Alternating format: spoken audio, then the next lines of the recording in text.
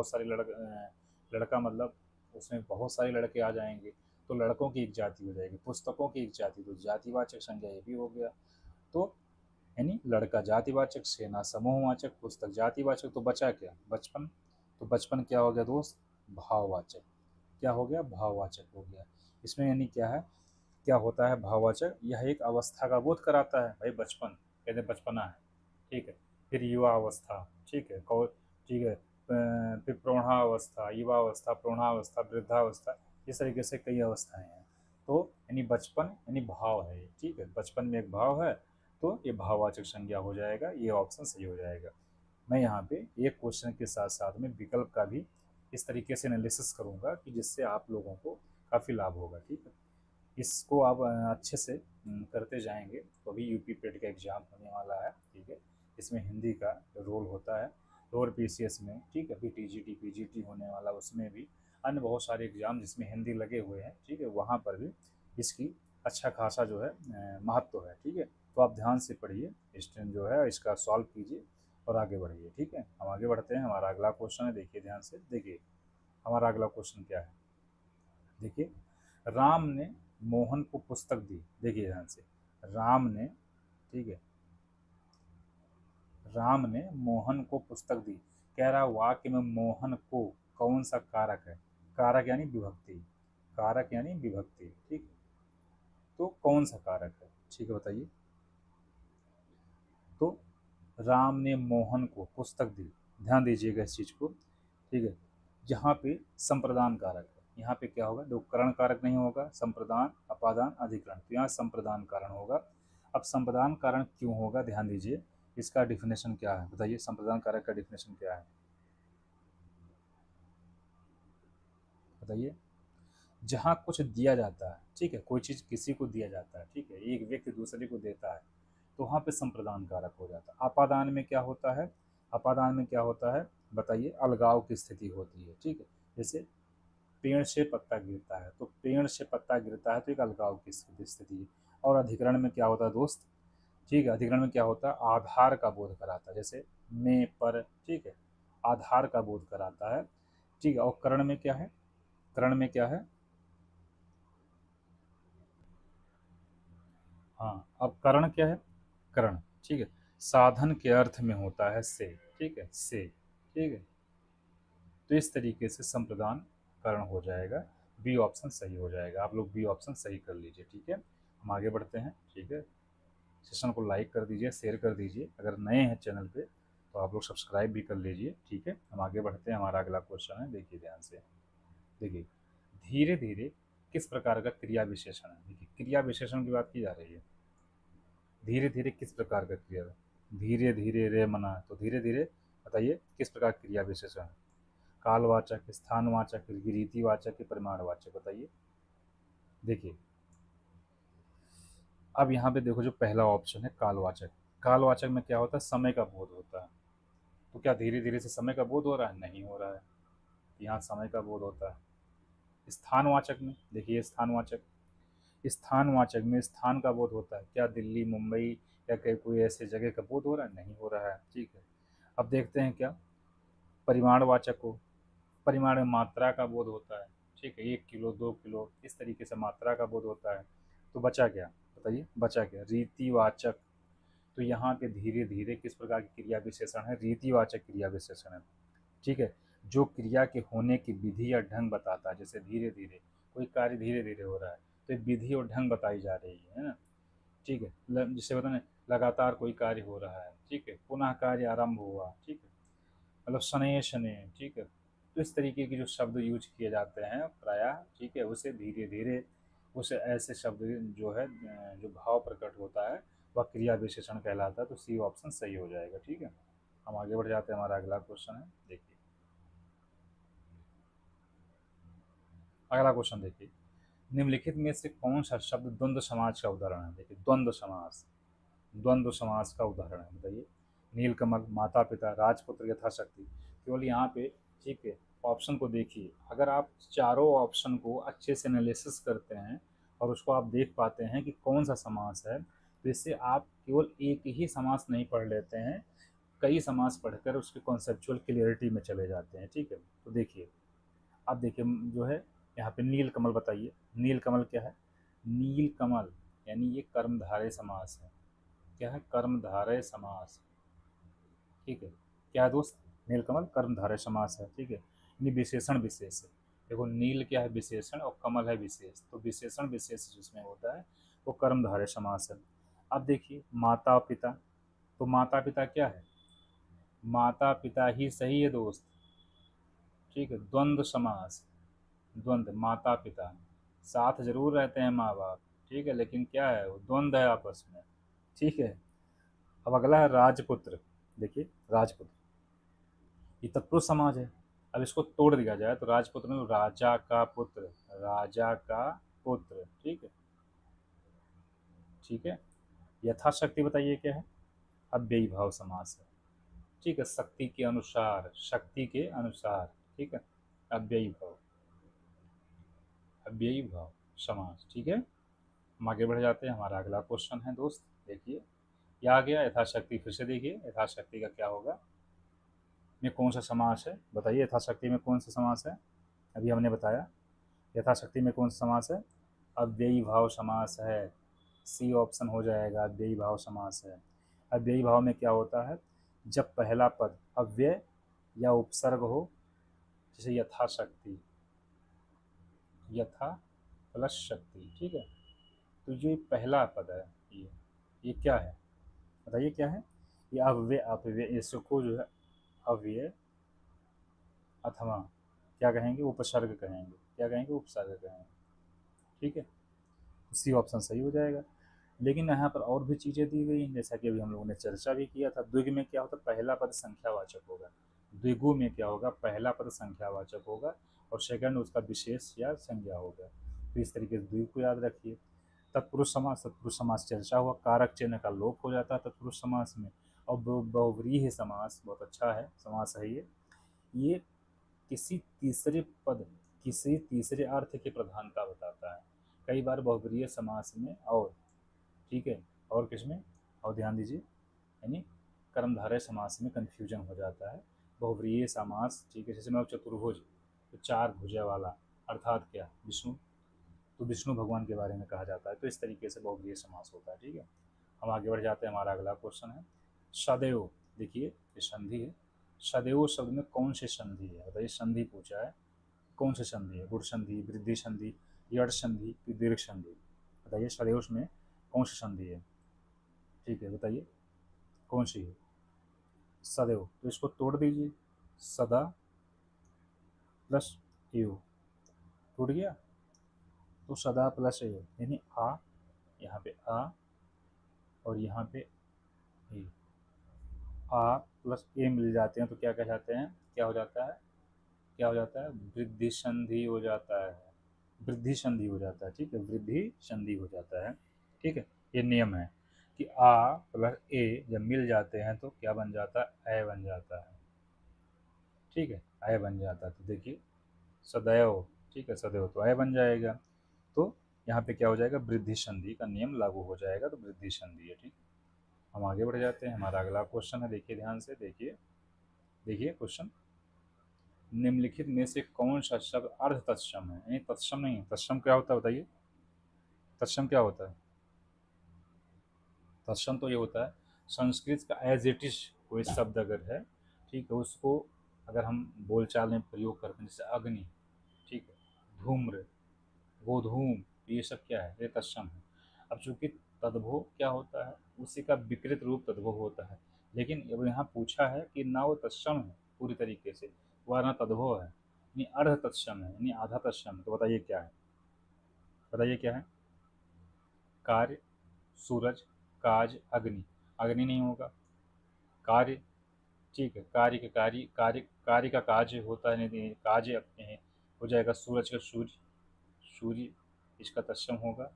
ठीक, कार्य का काज, ठीक है, अग्नि का आग, तो कार्य भी नहीं होगा, तो यहाँ पे काज हो जाएगा। ठीक है, काज जो है, यहाँ जो कार्य है, कार्य तत्सम है, तो को, ठीक है, उसी का बिगड़ा हुआ रूप क्या है? तद्भव के रूप में। ठीक है, तद्भव, ठीक है, तद्भव का मध्य है ये, ठीक है, ध्यान दीजिएगा।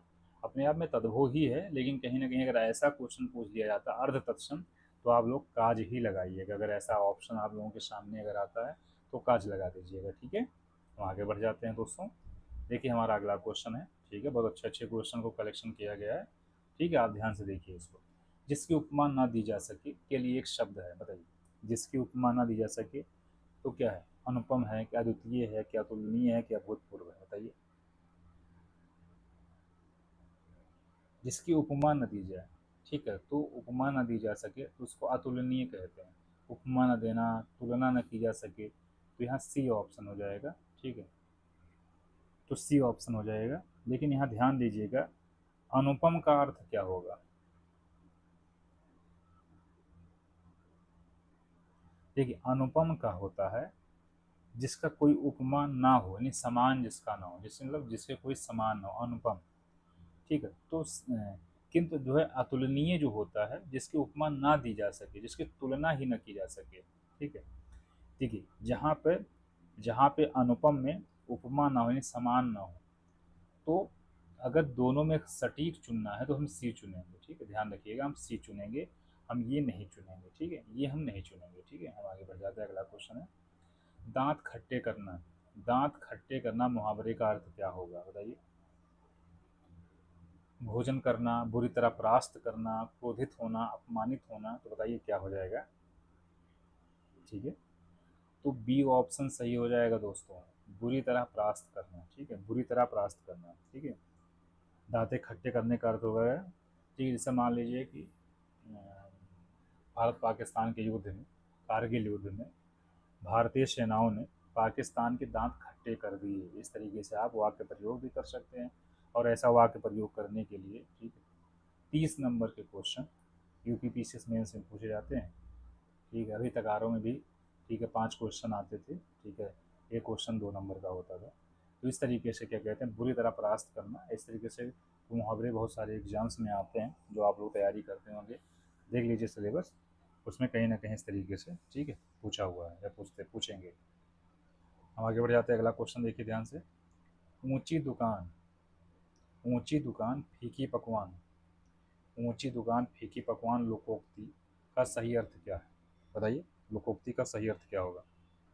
अधिक खर्च करना, दिखावा, अधिक गुणवत्ता कम, अच्छा भोजन करना, दुकान बहुत बड़ी होना, बताइए क्या होगा।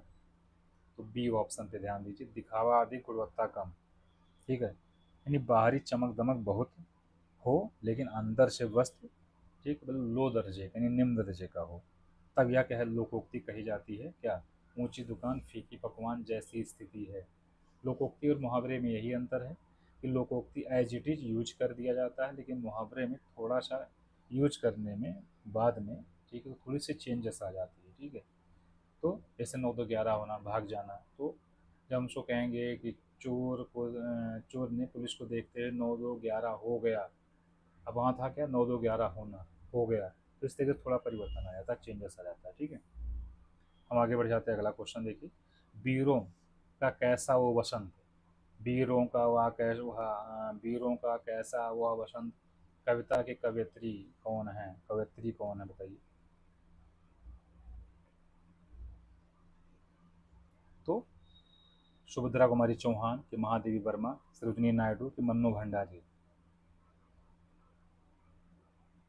ये ऑप्शन सही हो जाएगा, सुभद्रा कुमारी चौहान। सुभद्रा कुमारी चौहान ने वीरों का कैसा हो बसंत प्रसिद्ध कविता लिखा है, ठीक है, तो ये ऑप्शन सही हो जाएगा, ठीक है। हम आगे बढ़ जाते हैं, देखिए। गोदान, गोदान उपन्यास के लेखक हैं प्रेमचंद, हरेश्वर नाथ रेणु, यशपाल, अमृतपाल नागर, तो बताइए कौन है। गोदान, ठीक है, जो कि 19वीं शताब्दी में भारतीय समाज की, खासकर कृषक समाज की दशा, ठीक है, को दर्शाता है, ठीक है। उसमें होरी गोबर जैसे पात्र हैं, बहुत अच्छे तरीके से प्रेमचंद जी ने अपने उपन्यास में उसको उकेरा है, तो प्रेमचंद, प्रेमचंद, ठीक है, प्रेमचंद हो जाएंगे। प्रेमचंद का जो उपन्यास गोदान बहुत ही फेमस है, ठीक है। हम आगे बढ़ जाते हैं, अगला क्वेश्चन है, देखिए। अब इन्हीं पे एक क्वेश्चन और बन जाता है, प्रेमचंद का मूल नाम क्या था, ऐसा क्वेश्चन पूछा हुआ है, ठीक है। प्रेमचंद का मूल नाम क्या था, या वास्तविक नाम क्या था? तो प्रेमचंद का वास्तविक नाम क्या था? धनपत राय श्रीवास्तव। क्या था? धनपत राय श्रीवास्तव। बद्री नारायण चौधरी, श्री नारायण चतुर्वेदी, धनराज शर्मा, ये सब नहीं है। ये ऑप्शन सही हो जाए। कई बार ऐसे आसान क्वेश्चन भी गलत हो जाते हैं, तो आप लोग ध्यान रखिएगा। धनपत राय श्रीवास्तव। ठीक है।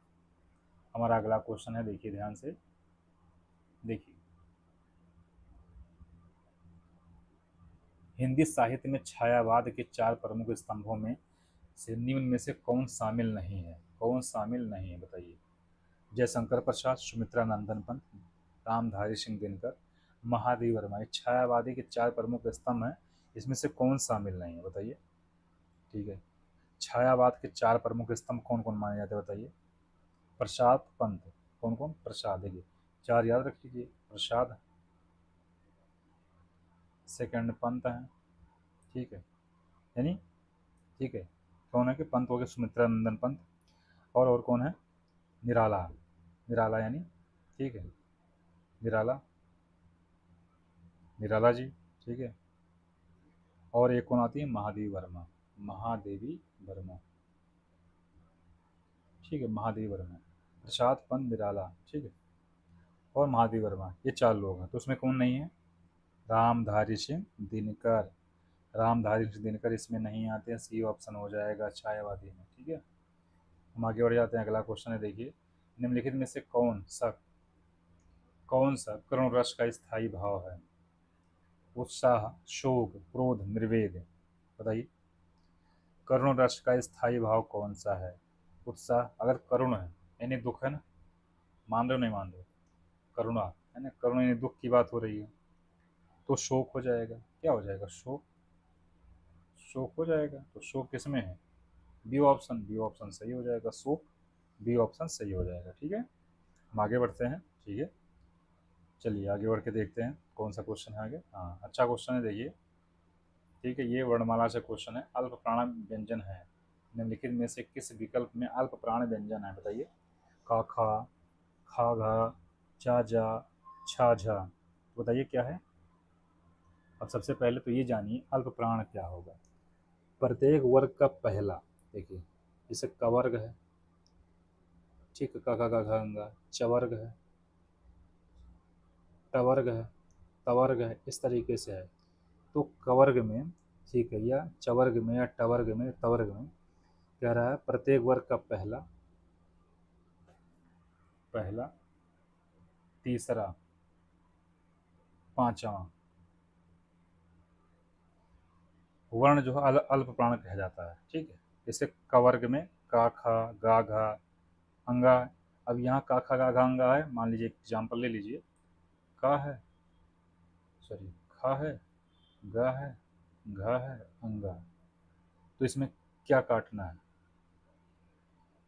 तो इसमें का और गा हो जाएगा, खा कट जाएगा, घा कट जाएगा, का, गा, अंगा। तो अंगा होगा नहीं, यहाँ का और गा। ये ऑप्शन सही हो जाएगा। ये ऑप्शन सही हो जाएगा। देखिए, ऐसा क्वेश्चन ऊष्म व्यंजन के बारे में लगातार क्वेश्चन पूछा जाता रहा। निम्नलिखित में से कौन सा ऊष्म व्यंजन है? बताइए। शा, ड़ा, मा, ला। बताइए कौन सा है ऊष्म व्यंजन? ऊष्म व्यंजन कितने हैं? 4 हैं। कितने दोस्त? 4 हैं। अब बताइए 4 कौन कौन से हैं?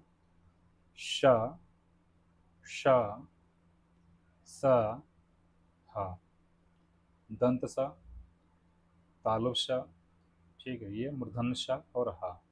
ये 4 ऐसे वर्ण हैं तो जो कहलाते हैं ऊष्म व्यंजन कहलाते हैं। ऊष्म व्यंजन कहलाते हैं। ठीक है, हम आगे बढ़ जाते हैं। अगला क्वेश्चन है हमारा, देखिए। ऐ और औ, देखिए ध्यान से। ऐ और औ किस प्रकार के स्वर हैं? बताइए। ऐ और औ किस प्रकार के स्वर हैं? बताइए। अच्छे से ध्यान पढ़ के जवाब दीजिएगा, ऐसे क्वेश्चन गलत होते हैं। ठीक है, ये जो 2 स्वर हैं ये योग से बनते हैं। जैसे ऐ, आ प्लस ए इक्वल टू ऐ। तो ये क्या हुए? बताइए क्या हो? संयुक्त स्वर हुए। ठीक है, तो आ प्लस ए बन जाते हैं। तो इस तरीके से ओ भी बनता है, तो यहाँ पे संयुक्त स्वर हो जाएगा। क्या हो जाएगा? संयुक्त स्वर हो जाएगा। ठीक है, तो कौन सा? सी ऑप्शन सही हो जाएगा। ठीक है, हम आगे बढ़ जाते हैं। हमारा अगला क्वेश्चन है, देखिए ध्यान से, देखो। ठीक है, ठीक है। मैं स्वयं वहाँ जाऊँगा। ठीक है, आप स्वयं वहाँ जाओगे, तो यहाँ स्वयं कौन सा है? अगर मान लीजिए, अगर आप कहीं कहते हो कि ठीक है कि मैं किसी बुआ की बेटी की शादी में मैं स्वयं जाऊँगा, तो स्वयं क्या है? कौन सा सर्वनाम है? स्वयं जो है कह रहा है, तो सर्वनाम कौन सा है? कौन सा सर्वनाम है? बताइए। निजवाचक, निश्चयवाचक, संबंधवाचक या अनिश्चयवाचक? जब स्वयं बिल्कुल स्पष्ट है, ठीक है, पहली चीज, और स्वयं के बारे में कहा जा रहा है, एकदम निजी मामला है, ठीक है, मैं वहां जाऊंगा, तो निजवाचक, निजवाचक हो जाएगा। स्वयं, खुद, ऐसे ऐसे टर्म यूज हो जाए, स्वयं आ जाए, खुद आ जाए, खुद खुद जाऊंगा। और एक अपने आप, अपने आप मैं अपना काम कर लूंगा, ऐसे ना, अपने आप चला जाऊंगा का प्रयोग होता है, तो निजवाचक सर्वनाम के रूप में जाना जाता है ऐसे सेंटेंस को। ठीक है, हम आगे बढ़ जाते हैं। ठीक है, हमारा अगला और लास्ट क्वेश्चन है इस सेशन का, ध्यान से दीजिए, देखिएगा। निम्नलिखित में से किस वाक्य में कर्मवाच्य का प्रयोग हुआ है? राम पत्र लिखता है, राम ने पत्र लिखा, राम से पत्र लिखा गया, राम पत्र लिख रहा है। बताइए। पहली चीज तो आप ये समझिए कि कर्मवाच्य है क्या, होता क्या है। ठीक है, आपने एक्टिव पैसिव पढ़ा होगा, तो पैसिव वॉइस यहाँ पे पूछा जा रहा है। ठीक है, जहाँ क्रिया का संबंध, जहाँ क्रिया का सीधा संबंध कह लो कर्म से हो, और कर्ता के साथ, कर्ता के साथ से या के द्वारा, से या के द्वारा, जैसे उसमें इंग्लिश में बाई लगा दिया जाता है ना, by Ram, by Shyam, by Ghanshyam, प्रयोग हो, तो वह कर्मवाच्य हो जाता है। क्या हो जाता है? कर्मवाच्य। तो से या के द्वारा, बताइए किस में है? अब इससे तो आप क्लियर कर लोगे। राम पत्र लिखता है, गलत। राम ने पत्र लिखा, ये भी गलत। राम पत्र लिख रहा है, ये भी। तो सी ऑप्शन हम लोगों ने सही कर लिया। सी ऑप्शन सही है। कितना आसान है। अगर हम डिफिनेशन यानी कॉन्सेप्ट क्लियरिटी के साथ में, यानी डिफिनेशन के साथ में पढ़ना चाहेंगे, तो होगा क्या, क्या कहते हैं, इससे चारों विकल्प को एनालाइज करके हम एलिमिनेट कर देंगे। ठीक है, हम मालूम कर लेंगे कि कौन सा ऑप्शन सही है और कौन सा गलत है। तो पहले जब कभी कृतवाच्य पूछे, कर्मवाच्य पूछे, तो उसको जानना बहुत ज़रूरी है कि कहने का मतलब क्या है। अगर क्वेश्चन को ही समझ गए तो 50% से ज़्यादा प्रॉब्लम वहीं पे सॉल्व हो जाती है, चाहे पीटी एग्ज़ाम देने जाओ, चाहे मेंस एग्ज़ाम देने जाओ। ठीक है, तो इस तरीके से हम लोगों ने 20 क्वेश्चन सॉल्व किया, और 20 क्वेश्चन को सॉल्व करने के साथ साथ में हम लोगों ने कोशिश ये किया कि विकल्प को भी अच्छे से देखने का प्रयास किया। ठीक है, इस तरीके से आप हमारे इस चैनल को से जुड़े रहिए। ठीक है, ज्ञान मंथन पाठशाला लगातार, ठीक है, हिंदी के, जीएस के, ठीक है, क्लासेस यहाँ से अवेलेबल आपको होती रहेंगी, और आप अच्छा स्कोर अपना पढ़ाई करते रहिए, लेकिन कुछ समय निकाल के जो